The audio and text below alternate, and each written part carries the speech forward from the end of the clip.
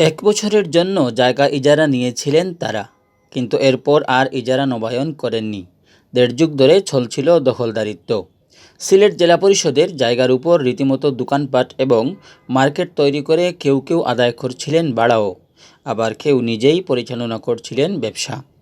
অবশেষে দখলদারিত্বের অবসান ঘটেছে। আজ রবিবার অবৈধ দখলদারদের উচ্ছেদের মাধ্যমে প্রায় 20 কোটি টাকার জায়গা দখলমুক্ত করেছে সিলেট জেলা পরিষদ কর্তৃপক্ষ।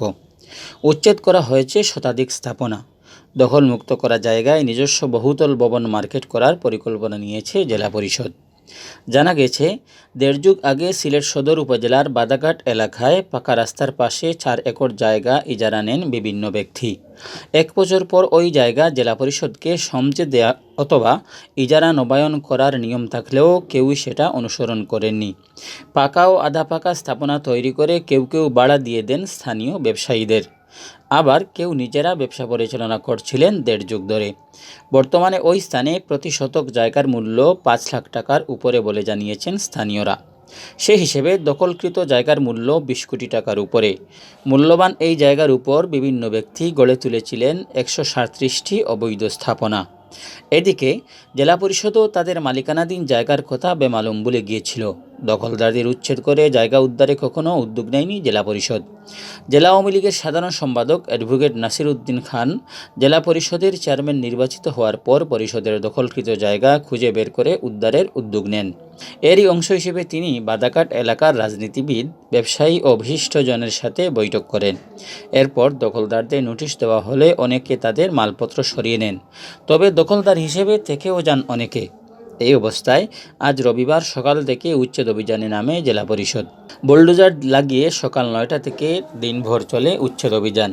গুড়িয়ে দেওয়া হয় অবৈধ স্থাপনাগুলো।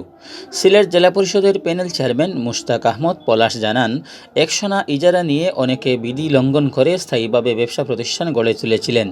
ওই জায়গার উপর 137টি স্থাপনা নির্মাণ করা হয়েছিল। আজ রাস্তার এক পাশের স্থাপনা উচ্ছেদ করে জায়গা দখলমুক্ত করা হয়েছে। এই জায়গায় জেলা পরিষদ একটি মার্কেট তৈরি করবে। রাস্তার অন্য পাশের স্থাপনাগুলোও উচ্ছেদ করা হবে বলে জানান তিনি।